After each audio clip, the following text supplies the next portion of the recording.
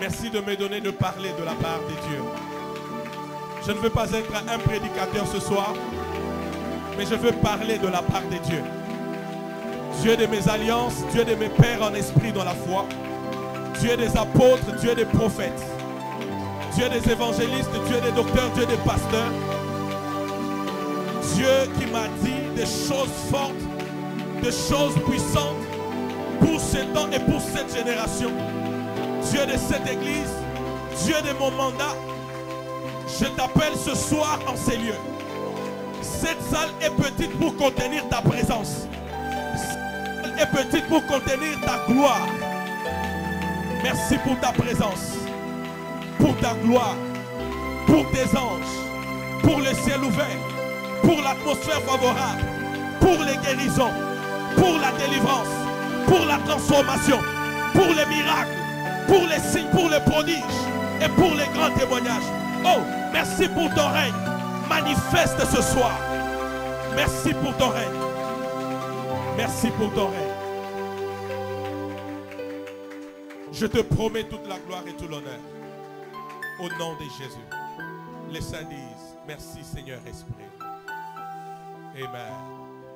Assieds-toi dans la présence de Dieu. Gloire à Jésus.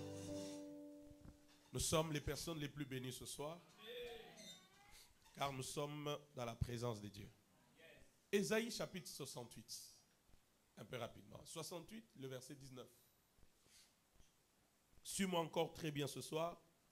Il y a des choses que j'ai peut-être dit hier, tu n'as pas bien compris. Suis-moi encore bien ce soir, avant qu'on aille plus loin.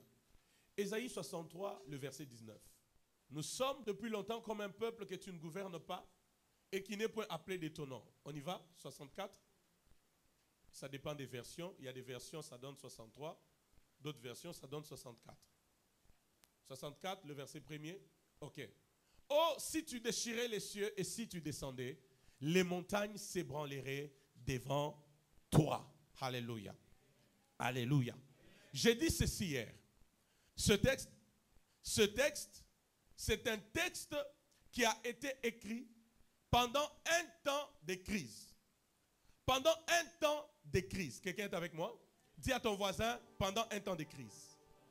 Ce texte a été écrit pendant un temps de crise. Ce texte a été écrit pendant un temps de sécheresse. Vous êtes avec moi? D'où est-ce que cette crise est venue? Suivez très bien ce soir. D'où est-ce que cette crise est venue? D'où est-ce que cette sécheresse est venue? Elle est venue à cause du péché. Israël a péché. Le péché a attiré sur Israël une malédiction qui est venue de Dieu. Une sécheresse qui est venue de Dieu. C'est ainsi, si vous lisez à partir du premier verset, vous verrez que c'est comme une prière de supplication. Ils rappellent à Dieu. Ils disent à Dieu, regarde de ta demeure sainte et précieuse et glorieuse. Où sont ton zèle et tes compassions? Ils disent même à Dieu, Abraham n'est pas notre père. Israël ne nous connaît pas. Mais c'est toi qui es cependant notre père. Est-ce que vous êtes avec moi? Ils disent même à Dieu, je sens la présence de Dieu. Ton peuple saint n'a possédé le pays que peu de temps. Alléluia. Israël réalise que sa situation devient de plus en plus critique. La situation devient de plus en plus compliquée. Et Israël comprend une chose, qu'il doit revenir vers Dieu pour son péché. Et en retournant vers Dieu pour son péché, Israël dit à Dieu, si tu peux déchirer les cieux et descendre. En d'autres termes, la solution à notre situation, la solution à cette situation dans laquelle nous sommes, c'est si seulement tu peux déchirer les cieux et descendre. Est-ce que l'église est avec moi? C'est ainsi, je vous ai dit hier, qu'il est de ces situations. Tu peux beau prier, tu peux beau gêner, il est de ces situations qui ne demandent pas cela. Elles demandent qu'une chose, que les cieux s'ouvrent. Alléluia. Si tu peux déchirer les cieux. Nous avons lu avec vous Psaume 115, le verset 16. Fils, donne-moi. Psaume 115, le verset 16. Psaume 115, le verset 16. Shabraniako prahata. Lanzo paide lekin pravotekedis. Parawala takazakata bononi mochefakada hobon. Prom pro provoto composi manincha. Le verset 15. Psaume 115, le verset 16. Psaume 115, le verset... Psaume 116, le verset 15.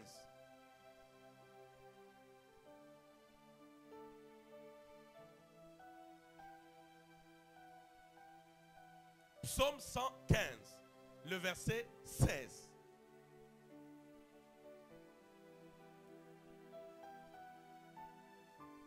La Bible dit, les cieux sont les cieux de l'Éternel. Et il a donné la terre au Fils de l'homme. Les cieux sont les cieux de l'Éternel. Mais il a donné la terre au Fils de l'homme. Alléluia. Donc les cieux sont à Dieu. Dis à ton voisin, les cieux sont à Dieu.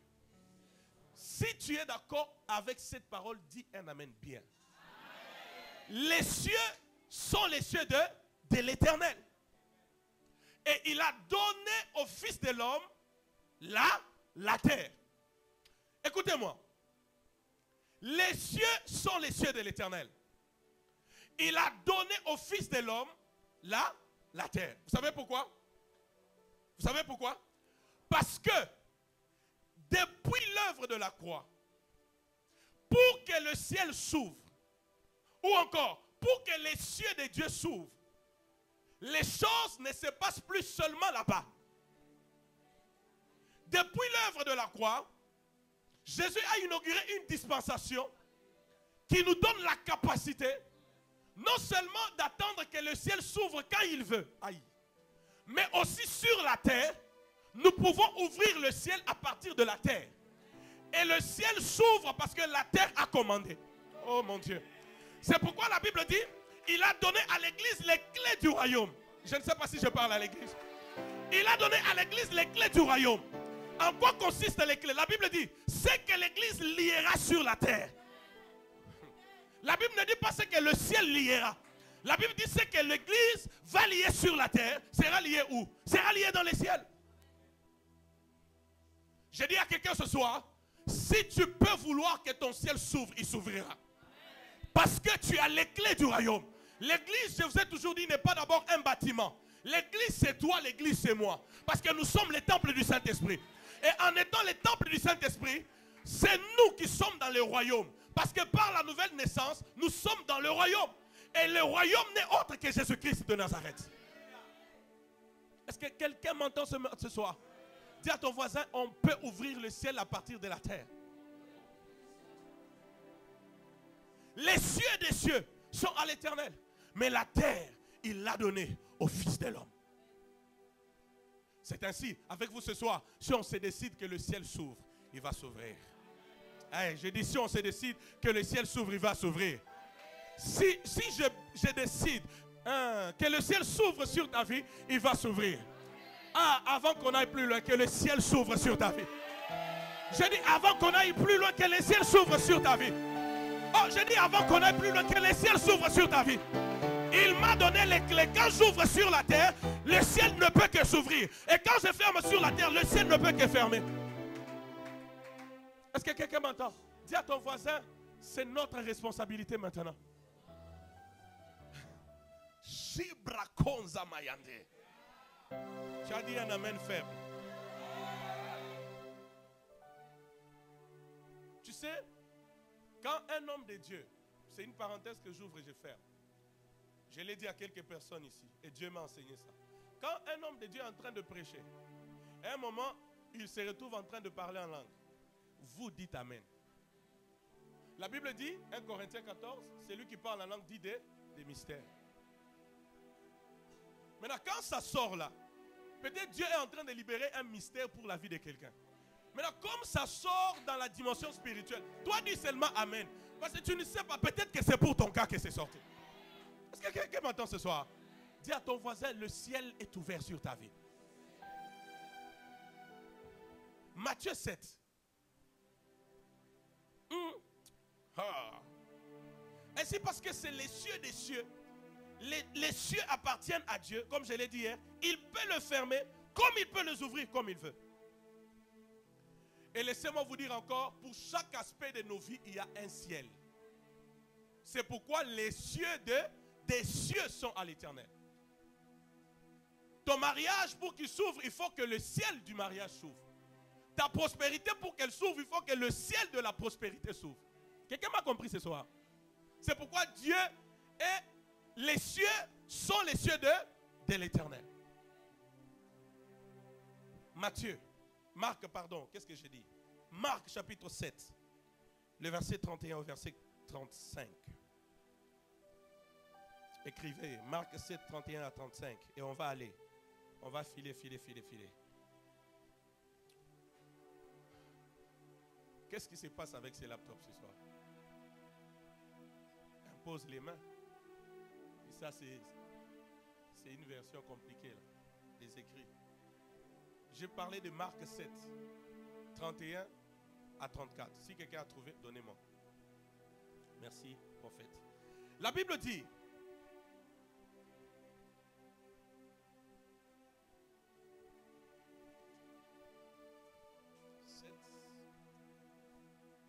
c'est bon ici? Merci. Jésus quitta les territoires de Tyr et revint par Sidon vers la mer de Galilée en traversant le pays de Décapole. On lui amena un sourd qui avait de la difficulté à parler et on le pria de lui imposer les mains. Dis à ton voisin, imposer les mains. La suite, il le prit à part loin de la foule, lui mit les doigts dans les oreilles et lui toucha la langue avec sa propre salive. Puis, levant les yeux au ciel, il soupira et dit, Ephphata, c'est-à-dire ouvre-toi. La suite rapidement. Aussitôt, ses oreilles s'ouvrirent et sa langue se délia. Il parla très bien. Dis à ton voisin, il parla très bien. On amène à Jésus un sourd-muet, s'il vous plaît, église. Et quand on amène à Jésus le sourd-muet, ce qui m'étonne, c'est que ceux qui amènent le sourd-muet disent à Jésus, prie pour lui en lui imposant les mains. Mais ce que j'aime, c'est que Jésus n'a pas imposé les mains. Parce que la situation de cette personne ne nécessitait pas l'imposition de mains. Il y a des problèmes qui nécessitent l'imposition de mains. Il y a des situations qui nécessitent la prière et les jeûnes. Quelqu'un m'entend? Il y a des situations qui nécessitent de faire les offrandes. Il y a des situations qui nécessitent que tu aies la foi. Et les choses vont changer. Jésus regarde, il se rend compte que la situation de ces sourds-muets ne nécessite pas l'imposition des mains. Dis à ton voisin, pas d'imposition des mains.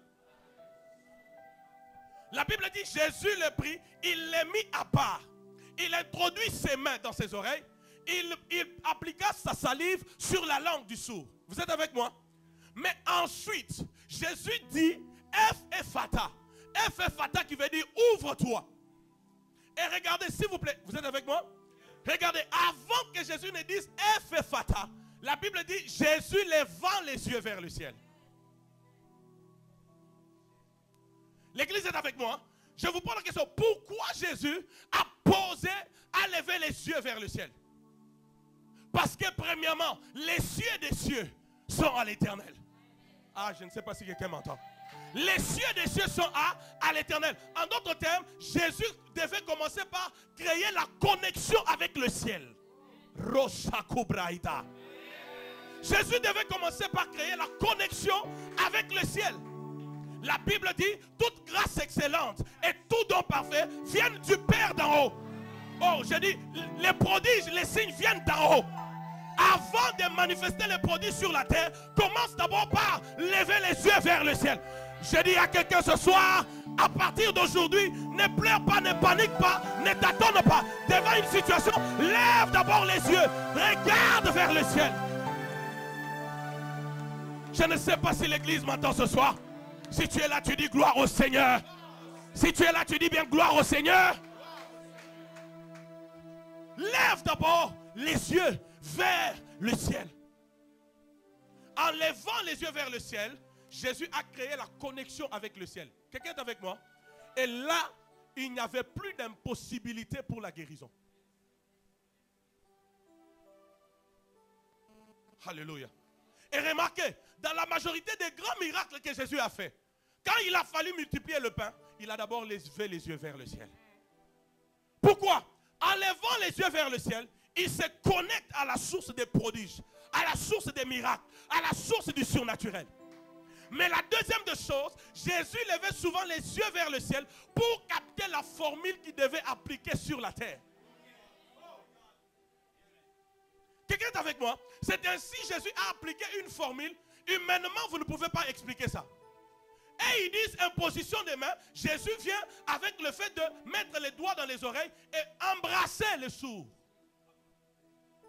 Jésus prend sa salive, il l'applique sur la langue du sourd. Pourquoi?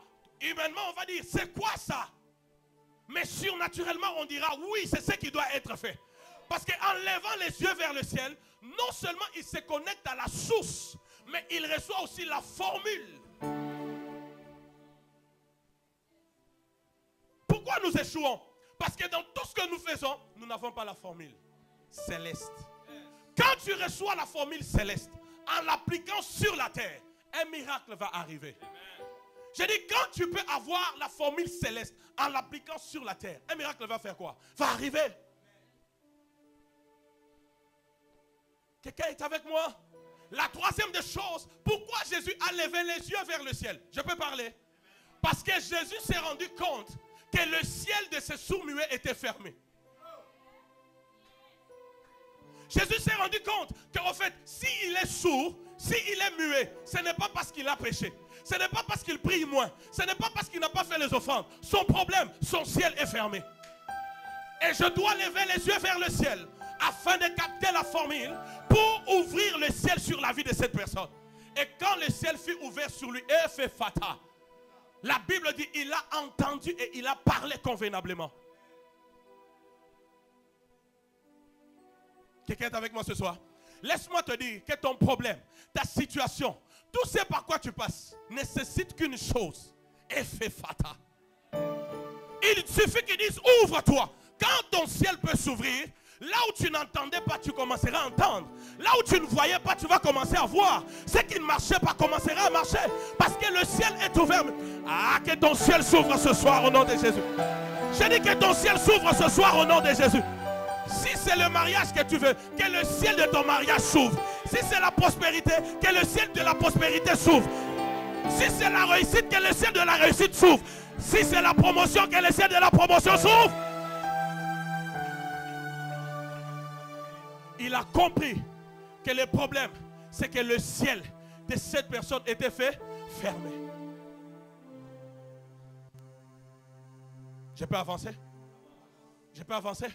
Il a dit, Ephphata. Au même instant, même si c'était à cause des esprits des familles, des liens de sang, des coutumes, de toutes ces choses, le fait que le ciel était ouvert, l'impossible pouvait arriver. Quelqu'un est avec moi? Et je l'ai dit hier, lorsque vous vivez sous les cieux ouverts, vous n'êtes pas une personne qui séjourne dans les surnaturels. Vous êtes une personne qui demeure dans les surnaturels. La vie du chrétien n'est pas une vie charnelle. La vie du chrétien est une vie surnaturelle. Marc 16, 17, il dit, voici les miracles qui accompagneront ceux qui auront cru. Ce qui est bien, il n'a pas dit que ces miracles vont t'accompagner lundi et puis ça s'arrête mercredi pour reprendre un mois plus tard quand tu vas jeûner, quand tu vas prier. Vous savez pourquoi? Parce que Jésus, en allant au ciel, il avait déjà laissé la commande que vous verrez désormais le ciel ouvert. Jean 1, 51. La Bible dit quoi? Jean chapitre 1, 51. La sozoba brane. Vare karuba vosete. Imbraha shawara noves. Woo! Praia suka provede que c'est.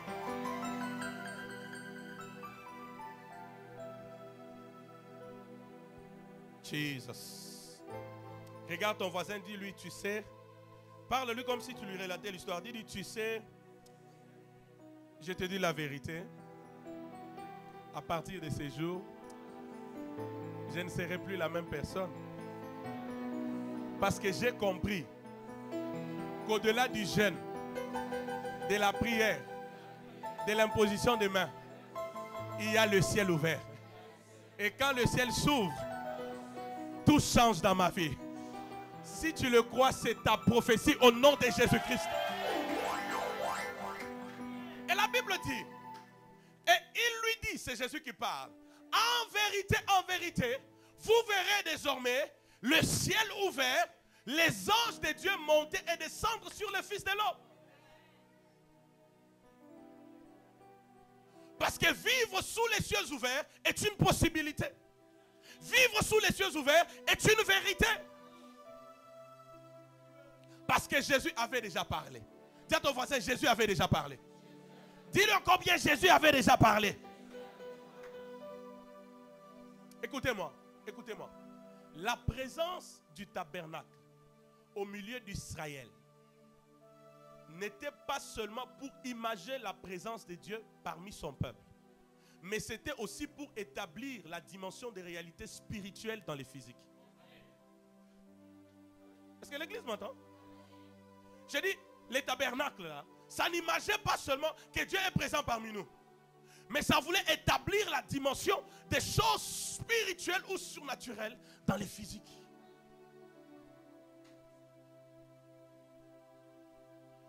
Quelqu'un est avec moi? Oh, quelqu'un est avec moi? Parce que les cieux ouverts, je peux parler? Parce que les cieux ouverts, c'est le contact du spirituel avec le physique. De manière permanente. C'est ainsi un homme qui vit sous les cieux ouverts. Un moment, il peut vous dire, je sens comme un courant qui me traverse. Ça vous arrive, hein? Je sens comme une forte onction. Ce que je sens, je n'arrive pas. Je sens que je dois aller en retraite.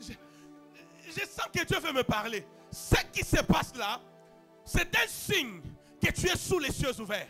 Lorsqu'il y a le contact entre le spirituel et le physique. C'est ainsi, l'église prophétiquement doit être la porte du ciel. L'église spirituellement doit être la connexion entre le ciel et la terre. L'église ne doit pas être un dortoir. L'église ne doit pas être un endroit où tu viens tel que tu es venu et puis tu sors tel que tu es venu. Ah non, pas ça mes frères. Je dis pas ça mes frères. Tu viens comme tu es venu, tu rentres tel que tu es venu. Tu viens avec tes démons bien maquillés, tu rentres avec tout ton maquillage, avec tous tes démons.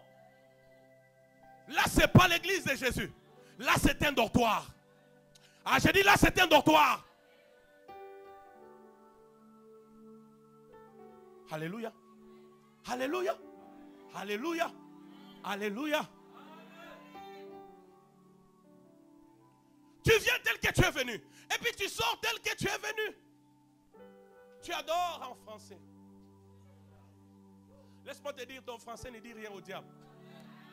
Les Français ne disent rien aux esprits impurs. S'ils veulent te terrasser. Vous n'avez jamais vu des célibataires 40 ans célibataires, mais parlez un mot français. Oui, oui, avec ton français, la célibataire 40 ans. Quelqu'un est avec moi? Quelqu'un est avec moi? Parce que là où le ciel est ouvert, il y a facilement la connexion avec le ciel. Et une église qui vit sous les cieux ouverts, mes frères, c'est une église qui demeure dans les surnaturels. Il est de ces choses qui ne se passeront pas parce qu'on a prié, mais parce que nous vivons dans l'atmosphère favorable à cela. Tu peux entrer sans qu'on connaisse ta situation, sans qu'on connaisse ton problème, mais la guérison arrive, la délivrance arrive, le miracle se pose. Pourquoi? Parce que tu es dans l'environnement qu'il faut. Et je prophétise sur toi ce soir que même si c'est à cause d'un péché que ton ciel était fermé, la Bible dit ceux à qui vous pardonnerez le péché, ils leur seront pardonnés. Je te déclare pardonné de tous tes péchés ce soir. Et j'ordonne au ciel de ta vie de s'ouvrir au nom de Jésus. Je dis j'ordonne au ciel de ta vie de s'ouvrir au nom de Jésus. C'est toi. Lorsque vous lisez, suivez très bien. Lorsque vous lisez Jean chapitre 1er, qu'on a lu ici, à partir du verset 40, Jésus donne des prophéties avec exactitude, je l'ai dit hier. Il rencontre Simon. Il lui dit, tu es fils, tu es Simon, fils de Jonas. Tu seras appelé Céphas, qui veut dire Pierre.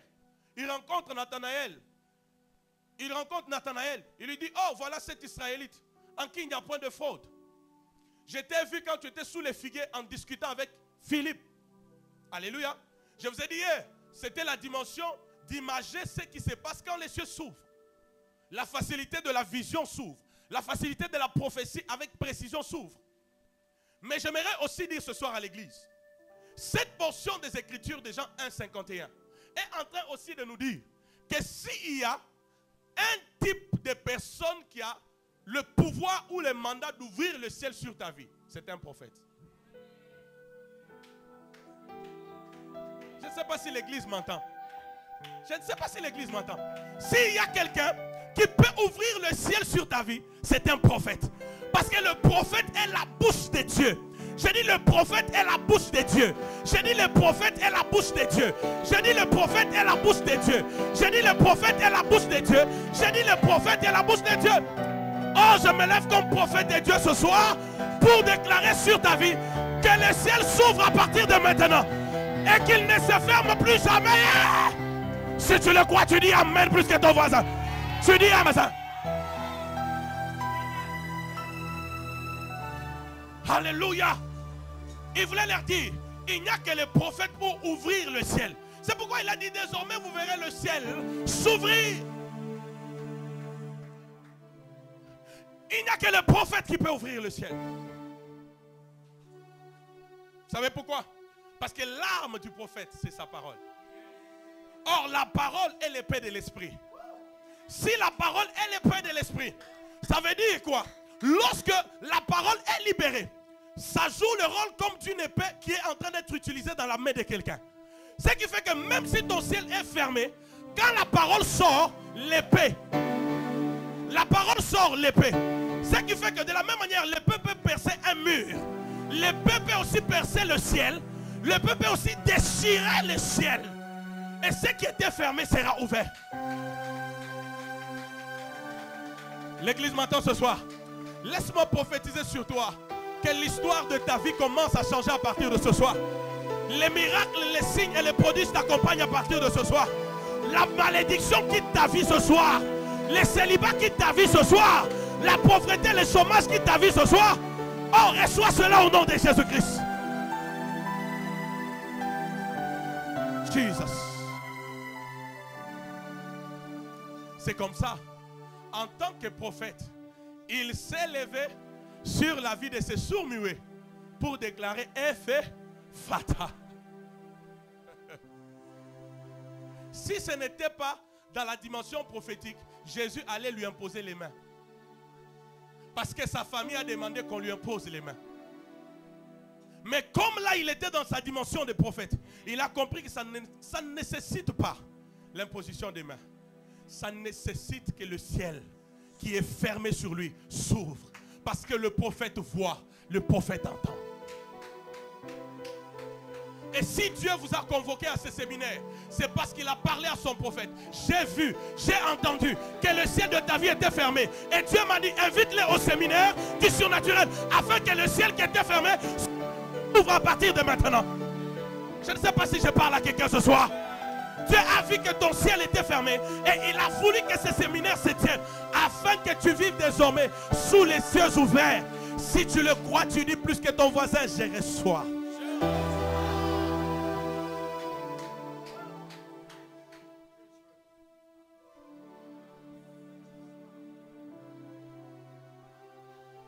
Ouvrez-moi Jean chapitre 4.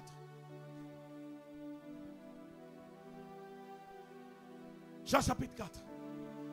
Sandoble ele da capobo. Paracumbre de que se queminoche. Jésus, merci. Sondale il a la satono. Je comprends pourquoi, évangéliste Théo, le diable est en trouble. Je comprends pourquoi le diable est en trouble. Parce que aussi, les gens de ces enseignements, ça vient que tout droit du ciel. Et le diable sait que de telles choses ne peuvent que occasionner sa perte. Le diable sait cela. Mais j'ai dit au diable qu'il avait la chance hier. Il n'en aura jamais aujourd'hui. Il n'en aura jamais demain. Pour ta vie et pour cette église, Si tu le crois, tu dis Amen fortement. Tu dis Amen fortement. Tu dis Amen.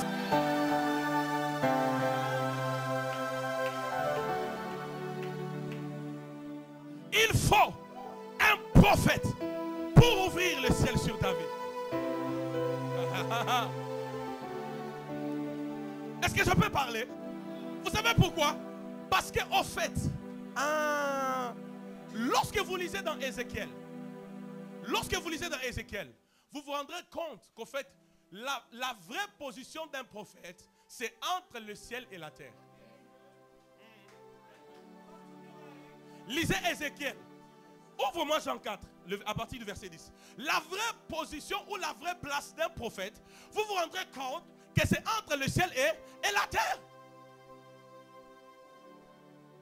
Pourquoi entre le ciel et la terre? Parce qu'il doit prendre ce qui est au ciel pour le ramener sur la terre. Or, tout ce qui vient fraîchement du ciel, s'il vous plaît, la terre ne connaît pas cela. C'est ainsi, tout ce qui vient d'un prophète, ce n'est pas tout le monde qui pourra les comprendre. Ainsi, facilement, les gens peuvent dire, c'est la magie, c'est la rose-croix, c'est la maïkari, c'est la franc-maçonnerie. Non, laisse-moi te dire, ce n'est pas la magie, ce n'est pas la franc-maçonnerie. Tu restes en Jésus-Christ, nous sommes de la loge la plus supérieure. Nous sommes de la loge la plus supérieure. En Jésus-Christ, nous sommes au-dessus de la maïkari, au-dessus de la franc-maçonnerie, au-dessus de la rose-croix, au-dessus de toutes ces choses, mes frères. La Bible dit, il nous a ressuscités, il nous a fait asseoir ensemble avec lui dans les lieux célestes, au-dessus des dominations, des principautés, des autorités et des esprits méchants, mes frères. Jesus.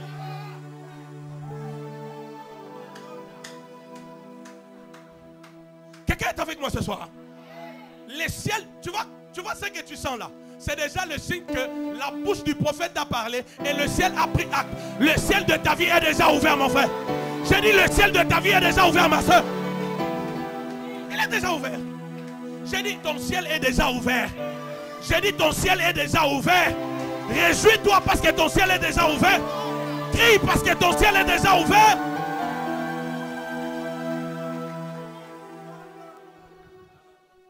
Vous êtes avec moi? Qu'est-ce que le prophète dit?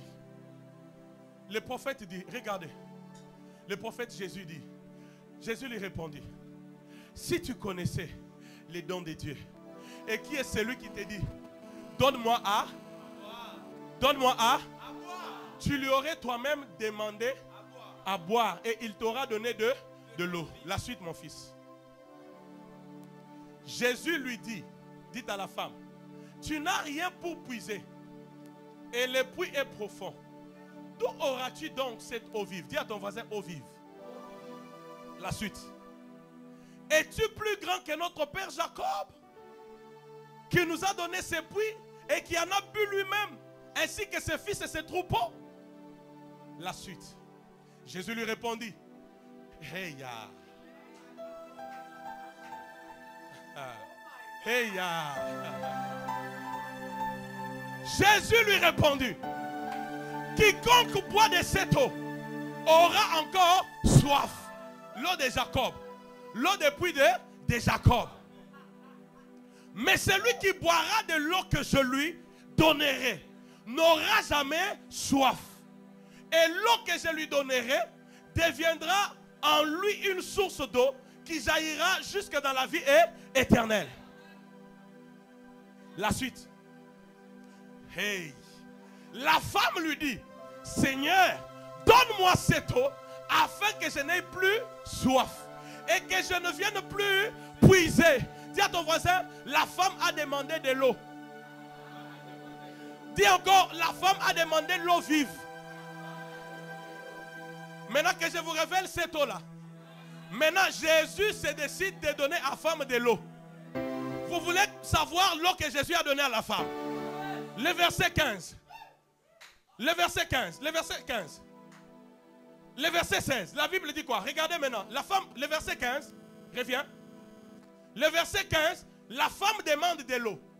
N'est-ce pas? N'est-ce pas? Le verset 16 maintenant. Jésus donne à la femme de l'eau. L'eau commence. Va, lui dit Jésus. Appelle ton mari et viens ici. La suite. La femme répondit, je n'ai point de mari. Jésus lui dit, tu as raison de dire, je n'ai point de mari. La suite. Car tu as 5 maris et celui que tu as maintenant n'est pas ton mari. Et en cela tu as dit vrai. La suite. Seigneur, lui dit la femme, je vois que tu es.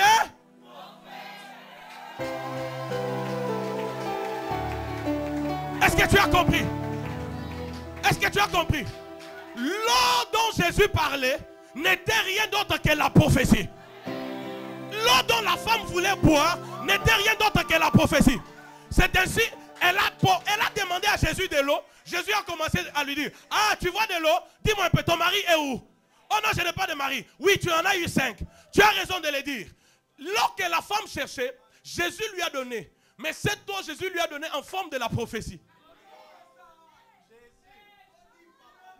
Et remarquez avec moi que cette femme lui dit, il n'y a pas de relation entre les Samaritains et les Juifs.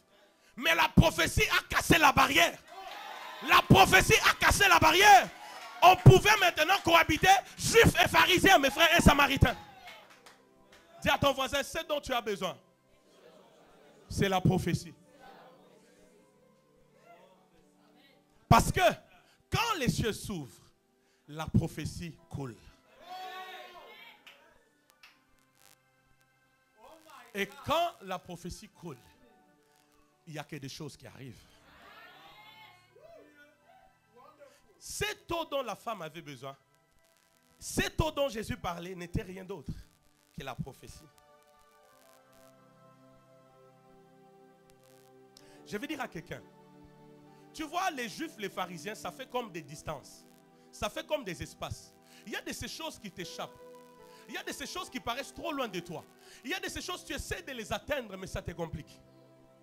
Laisse-moi te dire que ces choses pouvaient être loin, pouvaient compliquer si tu n'étais pas ici ce soir.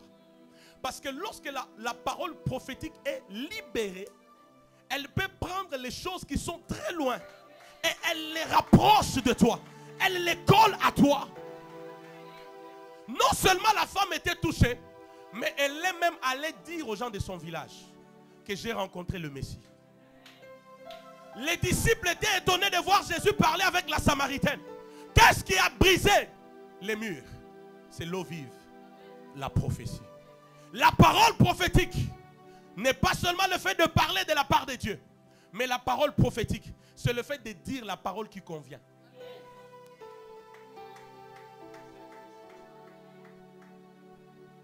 Est-ce que l'église m'entend ce soir?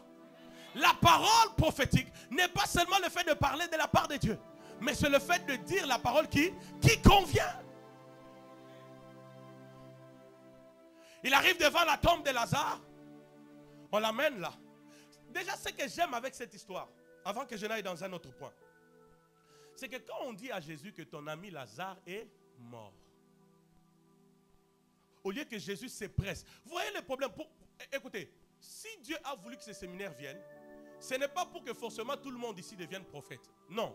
Mais Dieu veut que tu sois prophétique. Je ne sais pas si l'église m'entend.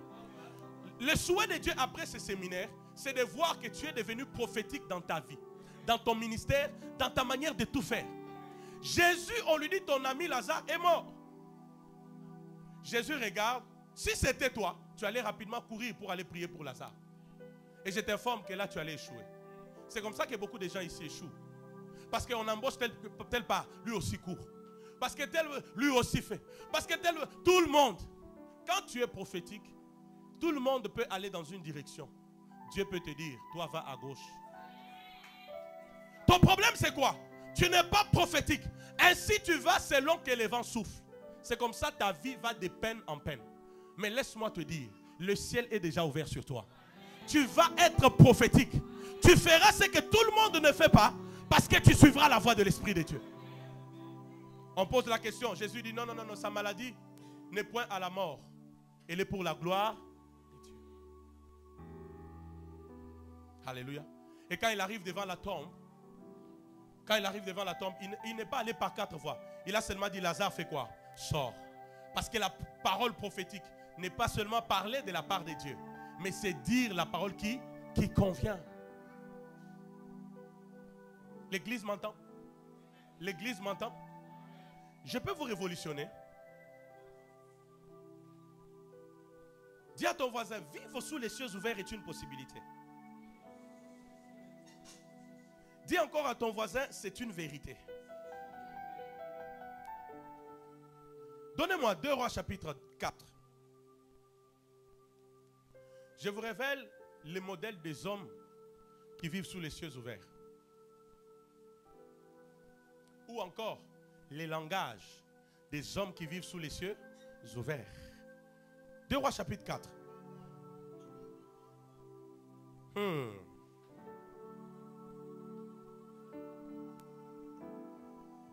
Jesus. Le verset 12. 2 Rois 4, 12. 2 Rois 4, 12.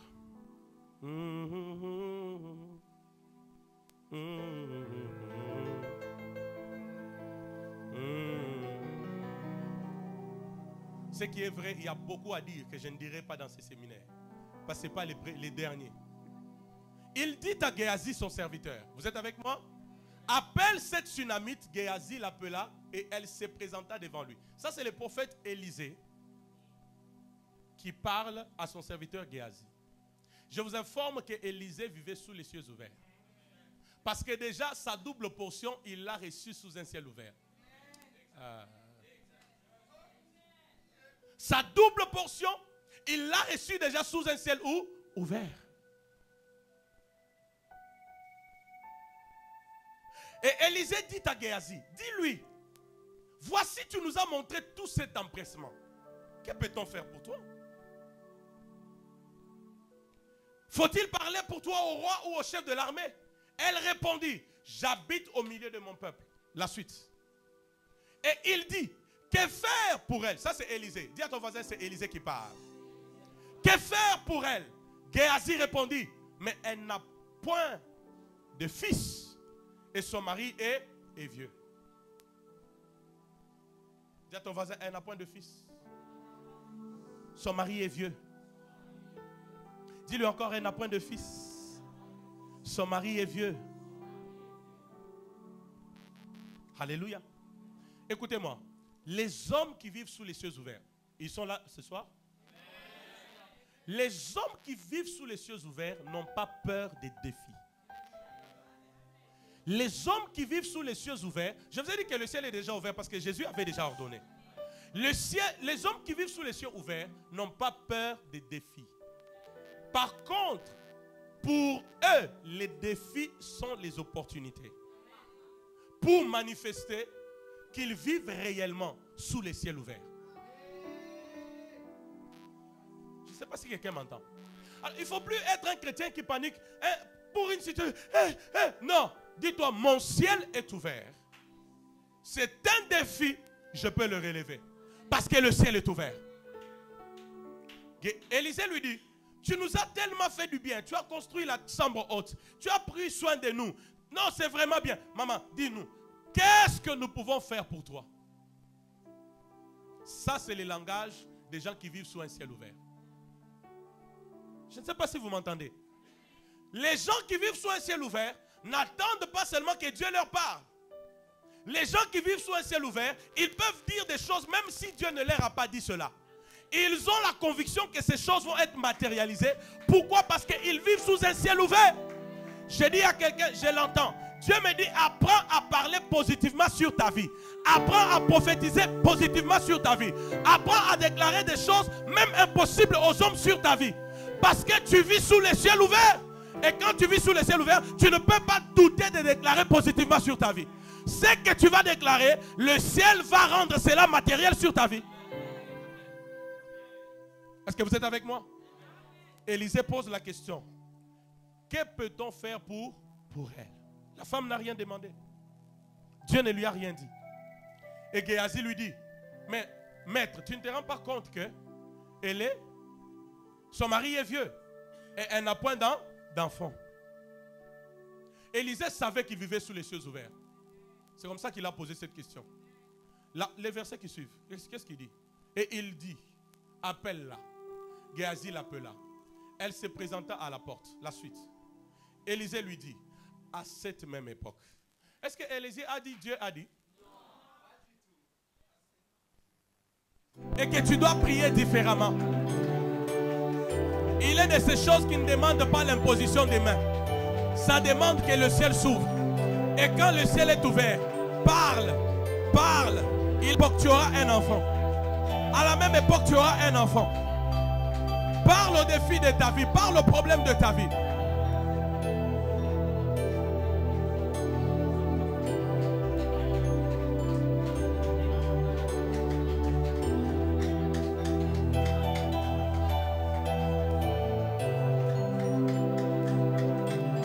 Je te donne encore 3 minutes. Le ciel est ouvert. Appelle ton miracle par son nom. Refuse le chômage. Refuse la pauvreté. Refuse la maladie. Refuse la stérilité. Refuse les avortements. Refuse la mort. Refuse les accidents. Refuse, refuse, refuse. Femme de nuit. Refuse les cauchemars. Refuse mon frère. Refuse. Refuse le péché. Refuse la lourdeur. Refuse au nom de Jésus. Oh, oh, oh, oh, oh, oh, oh, oh, oh, oh, oh. Jésus a déjà dit, désormais vous verrez le ciel ouvert. Le ciel est ouvert sur ta vie. Le ciel est ouvert sur ta vie. Le ciel est ouvert sur ta vie. Le ciel est ouvert pour ton travail, pour ta carrière, pour ta promotion. Prie, prie, prie, prie. Appelle ces miracles, appelle ces miracles, appelle ces miracles.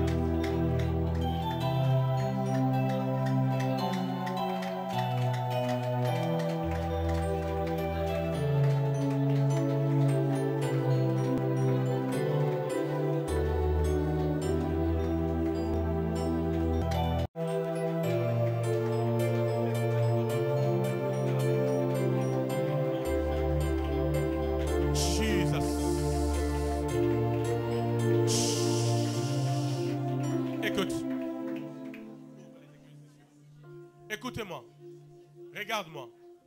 La Bible dit que à la même époque de l'année prochaine, la femme avait un fils. Laisse-moi te dire, pour ton miracle, jeudi prochain n'arrivera pas sans que tu ne le matérialises. Tu as dit un amen trop faible à cette parole. Je suis avec toi dans cette église.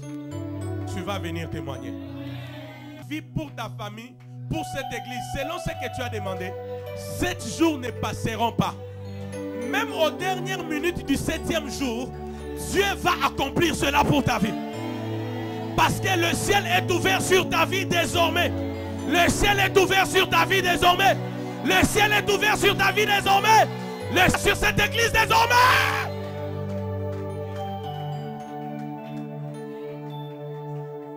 Elle a eu l'enfant. La Bible dit, cet enfant est mort. Le tien ne mourra pas. Cet enfant est mort. Et quand l'enfant est mort, la femme l'a ramené chez Élisée. Élisée a amené l'enfant dans la chambre haute. Il a prié. Un homme qui vit sous les cieux ouverts, s'il vous plaît, c'est un homme qui vit dans la puissance de la résurrection. Est-ce que l'église m'entend?